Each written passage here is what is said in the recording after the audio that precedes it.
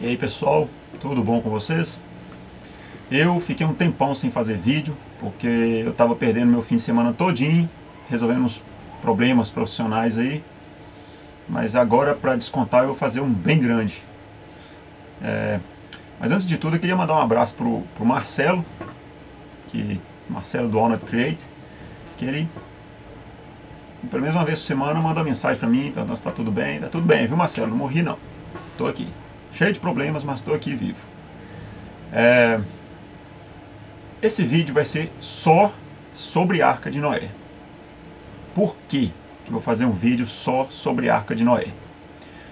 Bom, primeiro, o Marcelo fez um vídeo, né, mostrando alguns detalhes dessa história dessa arca, que é fajuta, e eu fiquei impressionado com a quantidade de pessoas que ainda acredita que essa história é verdadeira. É de dar pena, certo?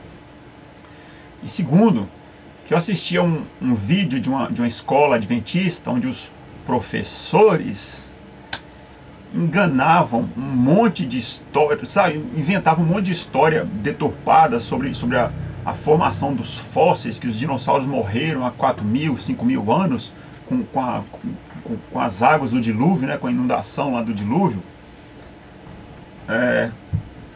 Eu acho que todo mundo que passou por uma escola normal, que tem um conhecimento básico sobre isso, sabe que um fóssil não é formado com 4.000 anos, 5.000 anos, como eles tentam ensinar nessa escola. Eu vou colocar dois links aqui na descrição. Eu queria que vocês assistissem na ordem que está lá na descrição, na ordem que aparece na descrição. Primeiro, o vídeo da escola adventista. Só um conselho para você, que apesar de ser uma pessoa racional, mas que pode ter variações de personalidade. Eu, por exemplo, eu assisti aquela bosta, deu de vontade de quebrar o monitor, ou de dar um tiro na cabeça, porque é revoltante o que eles fazem com as crianças. E segundo, eu queria que vocês assistissem o filme, o vídeo do Pirula, que da comunidade ateísta do YouTube, eu acho que é a pessoa mais capacitada para falar sobre fósseis. Eu acho que ele trabalha com isso, se não me engano. Então vamos lá. O vídeo, eu já disse, ele vai ser grande, mas ele vai ser só uma sequência de perguntas, de dúvidas, para você que ainda acredita nessa história, pensar um pouquinho, refletir um pouquinho sobre a lógica dessa história dessa arca, né? Antes de tudo, eu queria deixar claro que alguns itens, algumas partes desse vídeo eu tirei do site ceticismo.wordpress.com. Vou deixar o link de todos os sites que eu tirei alguma informação, eu vou deixar o link na descrição, tá? Para não ter dúvida. Então tá. Bom, eu não vou citar aqui a epopeia de Gilgamesh. Primeiro que a epopeia de Gilgamesh não fala só sobre a arca. Se vocês lerem, né, eu vou deixar o link na descrição. Se vocês lerem a epopeia de Gilgamesh e lerem o livro do Gênesis, vocês vão ver a incrível semelhança que tem entre eles. Certo? Então vamos lá. Primeiro ponto, talvez o mais importante. Segundo os que acreditam na história da Bíblia, o Deus deles é o deles, não é o do outro não, é o deles, só o deles que criou. Criou o universo todinho, do nada, em 6 dias. Vale lembrar que 5 dias ele ficou só na Terra. Em um dia só, ele fez a lua, o sol e as estrelas no céu. Vou dar um tempinho para você refletir sobre essa expressão, sobre essa frase, as estrelas no céu. Vou só citar a VY Canis Majoris, que é a maior estrela conhecida pelo homem, é 2.100 vezes o raio do Sol. Ela tem 3 bilhões de quilômetros de diâmetro. Se ela estivesse no lugar do nosso Sol, a superfície dela ia alcançar Saturno. É só para vocês terem uma ideia do quanto é absurda essa história da criação do universo. Certo? Ele fez a Terra, que é um substrato de pó de bosta, né, desse tamanhozinho, em 5 dias. Em um dia, ele fez o resto do universo todinho. Beleza. Aí um belo dia, ele não gostou da merda que estava na Terra, ignorou completamente o fato de que a merda foi ele que criou e resolveu destruir tudo. Por algum motivo que não é explicado na Bíblia, ele não consegue fazer isso por meios mágicos, como ele fez na criação. Beleza. Segundo ponto. Em todo o planeta, só existia Noé que prestava. Só Noé prestava. Isso inclui criança, recém-nascido, os fetos que estavam para nascer, e essa é para você, religioso, hipócrita, que ficou enchendo o saco por causa da aprovação da lei de aborto para os anencéfalos. O seu Deus queridinho, para você que acredita, né? Ele matou muito mais fetos perfeitos, sem nenhum problema congênito, nem sei se é essa a palavra, mas enfim, ele matou um monte de fetos inocentes também, tá? Então para de nojo. Ele matou também os animais. Os animais deviam ser muito perversos também naquela época. Ele matou os nefilins. Para quem não sabe o que é esse nefilim, era uma raça distinta que acontecia quando um anjo, muito espertinho, descia na terra e plantava a aroeira numa humana. Né? Esses nefilins eram de alguma forma superior aos humanos.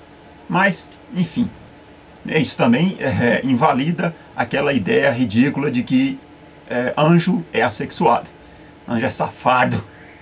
Então,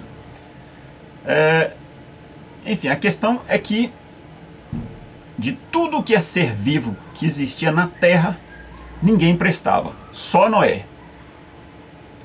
Terceiro, o tempo e a construção dessa arca não é muito bem explicado na Bíblia. Mas pensa bem, um velho com idade entre 500 e 600 anos, que nunca tinha feito um barco na vida, entendeu? Aliás, um barco com 137 metros por 137,16, né, que é côvados. Para quem não sabe o que é esse côvado, se não me engano, é a medida do cotovelo até a ponta dos dedos. Então isso é muito vago. Vou colocar aqui o valor mais consensual, né, que eu achei na internet foi esse aqui: 137,16 de comprimento, 22,86 de largura e 13,76 de altura. Tá? Vale lembrar que as caravelas portuguesas, construídas por engenheiros, por experts no assunto, lá no século XV, XVI, elas não passavam de 30 metros. Por quê? Porque uma embarcação maior que isso, feito de madeira, simplesmente não vai aguentar o balanço e a pressão do mar. Agora imagina um barco de 137 metros, cheio de bicho, em uma inundação que cobriu toda a superfície da Terra. Não dá, né? Uma coisa que eu queria que vocês refletissem também é sobre essa construção dessa arca. Não tinha tramontina naquela época, não tinha motosserra naquela época, não. Cortar uma madeira nesse sentido assim, ó, transversal, acho que é transversal que fala. Então, cortar uma madeira nesse sentido já dá um trabalho desgraçado. Agora imagina cortar uma madeira assim, longitudinal, com as ferramentas daquela época. Bom, e aí Noé fez a arca sozinho, tá? Até onde eu reparei lá na Bíblia, não consegui encontrar nada que indicasse que alguém ajudou ele. Então, ele fez a arca sozinho. Enfim. Quarto ponto. Os bichos, segundo a Bíblia, foram andando até a arca. Tá? Andando. Deixa eu ver se eu entendi. Um casal de bicho preguiça atravessou o Oceano Atlântico e foi andando até a arca. Só para citar o exemplo mais escabroso que me veio à mente. Vocês podem imaginar aí centenas de milhares de outras espécies que não conseguiriam fazer a mesma coisa. Ou talvez Deus fez uma mágica, né, para fazer os bichos aparecerem em um lugar próximo à arca, para depois eles terminarem aquele trajeto andando. Não sei. Quinto ponto. A comida dos bichos. A comida. Parece meio óbvio, mas muita gente que defende que essa historinha seja verdadeira não pensa nessa questão. Por exemplo, o que os carnívoros comiam? Não existia geladeira naquela época, entendeu? Não dá para estocar carne por um ano, que é mais ou menos esse tempo que a arca ficou boiando. Não dá para estocar carne por esse tempo todo. Então o que acontecia?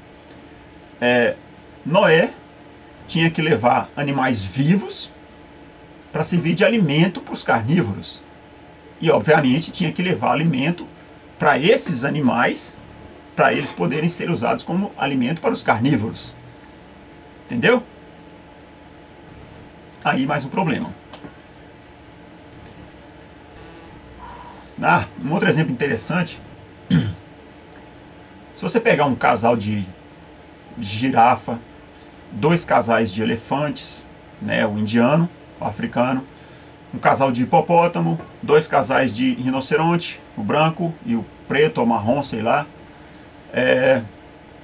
Só para esses animais não teria espaço para estocar comida por um ano. Eles comem vegetais, vegetais ocupam muito espaço e tem pouca massa. E mesmo se tivesse espaço lá dentro da arca, era um ambiente úmido. Em pouco tempo aquilo ia apodrecer, ia mofar e apodrecer. Entendeu? Sexto ponto. A bosta é um problema com os seres vivos. Se eles comem, eles têm que cagar. Entendeu? Segundo a Bíblia, a arca tinha apenas 2 aberturas, que era uma porta lateral, por onde os animais entraram, e uma janelinha com, se não me engano, 7 metros, 7 côvados. É isso?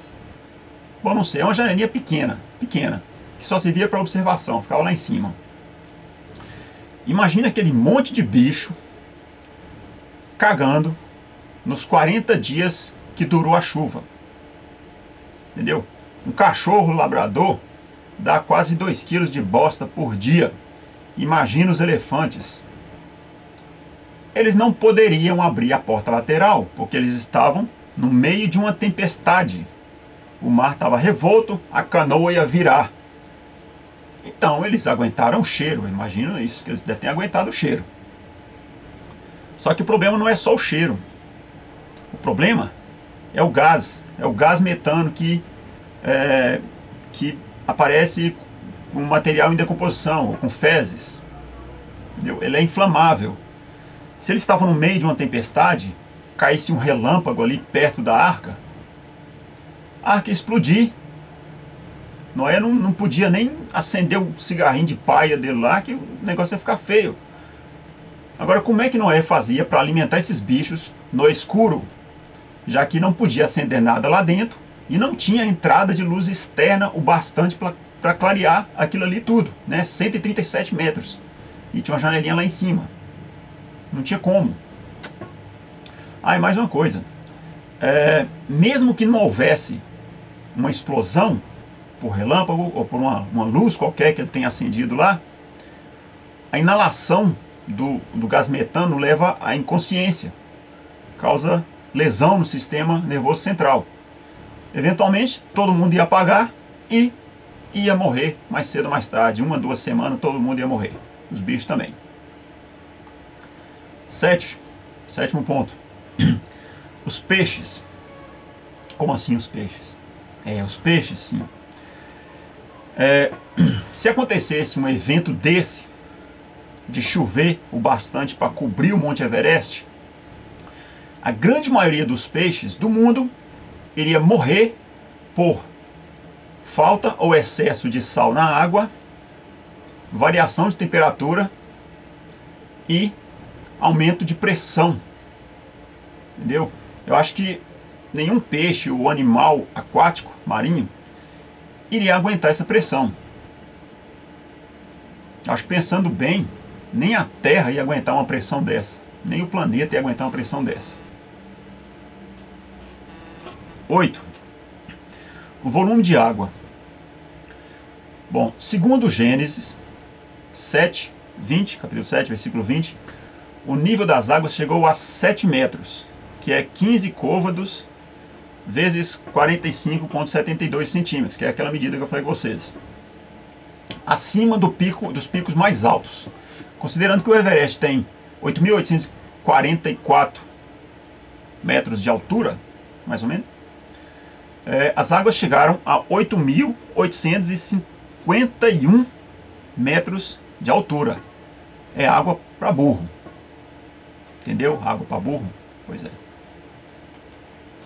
Vai ter retardado aí dizendo que o Monte Everest era menor naquela época. E realmente era menor. Só que a velocidade de crescimento do Monte Everest é de 2,5 a 5 centímetros por século. Por século. Vou colocar 5 centímetros para facilitar o cálculo, né? Então, 5 centímetros por século. Em um milênio, dá 50 centímetros. E em 5 anos, 5 milênios, 5 mil anos, 4.800, 5 mil anos, que é mais ou menos a época que eles falam que aconteceu o dilúvio, vai dar 2,5 metros. Quer dizer, o Monte Everest era 2,5 metros menor do que está hoje. Grande bosta. Um detalhe importante. As chuvas, elas teriam que vir de um lugar acima das nuvens. Acima das nuvens. Entendeu? Eu vou falar uma coisa aqui que, se tiver alguém entendido de nuvem aí, fica à vontade para me corrigir. Mas até onde eu sei, a base das nuvens de chuva é, no máximo, até 6 km de altura, 6.000 metros de altura. Base das nuvens de chuva é até 6.000 metros de altura. Se passar disso, aí não é mais chuva. Aí é granizo. Ninguém ia morrer afogado, ia morrer de traumatismo craniano. Tá? Sem falar que se a base da nuvem de chuva está a 6 km de altura e o Monte Everest tem 8 km de altura, e a água subiu acima do Monte Everest, isso quer dizer que estava chovendo embaixo d'água. Tudo bem. Chove embaixo d'água. Se você estiver no desenho do Bob Esponja, chove embaixo d'água. Mas no mundo real isso não acontece não, isso é impossível. Entendeu? Vamos lá. Vale lembrar que a Arca também ficou um bom tempo acima das nuvens. Se você não está acostumado a morar nos polos, meu amigo, ou não tem um método de aquecimento muito bom, você morre de frio nessa altura. Tá? Sem falar na falta de oxigênio também, né? 8 km de altura. Bom. Ponto 9. O fim do dilúvio. Beleza, depois de tudo isso, a canoa de Noé parou em cima do Monte Ararat. 5.165 metros de altura. Quer dizer, tem uma infinidade de área plana em volta do monte. E pela lógica, né, se tem alguma coisa boiando na água e essa água começa a baixar, a lógica é esse item, essa coisa boiando, acompanhar a água. Entendeu?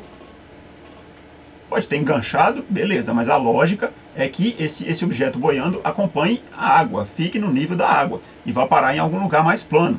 Mas não, a porcaria da arca parou lá em cima, no lugar mais difícil de alcançar. Por quê, né? Impressionante. Beleza. Vamos fingir que toda essa história dessa arca é verdade. Aí todos os animais estão saindo do barco. A única coisa que eles vão encontrar quando eles saírem desse barco é animais, pessoas e plantas, tudo apodrecido, misturado com lama. Vamos deixar isso de lado também. Como é que essa bicharada desceu do Monte Ararat e voltou para os seus lugares de origem? Como Noé desceu com a sua família desse monte? Quer dizer que Noé, além de médium, ele era engenheiro, veterinário, marinheiro e alpinista. O cara era foda mesmo, hein? 10. Para finalizar. Para aqueles retardados que colocarem links de vídeos no YouTube com aqueles supostos arqueólogos chineses e turcos que dizem ter descoberto a arca, eu digo o seguinte: uma estrutura de madeira só aguentaria 4.800 anos se ela ficasse o tempo todo coberta por gelo ou por areia, que seja. Ela só aguentaria esse tempo todo se ela ficasse coberta. Entendeu? O fato dessa suposta arca estar exposta agora, isso quer dizer que ela já ficou exposta outras vezes no passado. Se ela ficou exposta outras vezes no passado, ela não aguentaria as intempéries, ela não aguentaria o frio, calor, chuva, sol, bactérias, fungos. A madeira não ia aguentar, ia apodrecer. Pronto. Os caras, né, esses supostos arqueólogos que aparecem no vídeo que encontraram a arca, eles podem até ser arqueólogos, mas antes de tudo, eles são evangélicos. Aí está o ponto que no vídeo não fala muito bem, né? Pelo menos no que eu assisti, talvez tenha um que explica direitinho isso. Mas eles são parte de um grupo de Hong Kong chamado o Ministério Internacional da Arca de Noé. E todos nós sabemos que evangélicos não estão nem um pouco interessados na verdade. A única coisa que eles querem é impor a crença deles. Pronto. O grupo, né, esse grupo de fanáticos que descobriu a arca, eles não estão interessados em publicar essa descoberta em uma revista científica independente. Por quê? Porque para ser publicado em uma revista científica, isso teria que passar por uma bateria de testes para comprovar a veracidade. E mais uma vez, evangélico não está interessado em verdade, ele só quer impor o seu ponto de vista. Certo? Eu tenho 39 anos. No meu tempo de vida, essa é a terceira vez que encontram a Arca de Noé. Sério mesmo, não estou brincando. Essa é a terceira vez que encontram a Arca de Noé. E nas outras duas vezes também, ninguém publicou nada em revista científica. Por quê? Porque eram farsas. Eram farsas criadas por religiosos para impressionar religiosos. Tá? Mais uma coisinha aqui. Essa eu tirei do site ceticismoaberto.com. Também vou colocar o link. Eu vou ter que ler aqui. O teólogo Randall Price, ele mesmo defensor da existência da Arca de Noé, seria um arqueólogo participante da expedição chinesa em 2008. E em mensagem eletrônica revela que, abre aspas, tudo relatado é uma fraude. As fotos foram tomadas em outro lugar no Mar Negro. Apenas o filme que os chineses têm agora foi realizado no local do Monte Ararat. No final do verão de 2008, 10 trabalhadores curdos, contratados por Parachute, o guia usado pelos chineses, teria plantado no sítio do Monte Ararat as grandes vigas de madeira retirada de uma estrutura antiga na área do Mar Negro, onde as fotos foram originalmente capturadas. No verão de 2008, um alpinista chinês, levado pelos homens de Parachute, viram a madeira, mas não puderam entrar por causa das condições meteorológicas extremas. Durante o verão de 2009, mas a madeira plantada no interior da caverna no local. A equipe chinesa, no final do verão de 2009, eu estava lá, ele, né, no caso, no momento, e sabia da fraude. E lhes foi mostrada a caverna com a madeira. Eles fizeram seu filme, como disse, tenho as fotos do interior da tal arca, que mostra teias de aranha nos cantos das vigas. Algo simplesmente impossível nessas condições. E nosso sócio curdo em Dogubabiazit, a vila ao pé do Monte Ararat, sabe de todos os fatos sobre o local, os homens que plantaram a madeira e mesmo o caminhão que a transportou. Fecha aspas. Olha, gente, só mais uma coisinha aqui. Quando se fala nesse dilúvio, na quantidade de água, tem muita gente idiota que fala que a água do dilúvio está congelada nos polos agora. Meu amigo, se você descongelar toda a água dos polos, isso não vai cobrir Fernando de Noronha, não vai cobrir o Monte Dois Irmãos aqui em Montes Claros, quanto mais o Pico Everest. Entendeu? Outros ainda dizem que a água do dilúvio está debaixo da terra. Não está debaixo da terra. Que se ela estivesse debaixo da terra, não teria espaço para lava. Entendeu? E mais uma coisinha. O volume de água para cobrir a superfície da terra todinha até o topo do Monte Everest, isso daria entre 3,5 e 4 vezes toda a água da terra hoje. Toda a água, inclusive a que está congelada. Não cabe isso debaixo da terra, não, gente. Não vai caber. Não tem como. Beleza? Bom, tem mais espaço para muitos detalhes sobre volume de água, sobre N motivos que provam que essa história é uma piada. Mas acho que com isso aí já dá para bater o martelo e encerrar o caso. A Arca de Noé é uma mentira. E fim de papo. Beleza? Para aqueles que gostam de pensar, vida longa e próspera.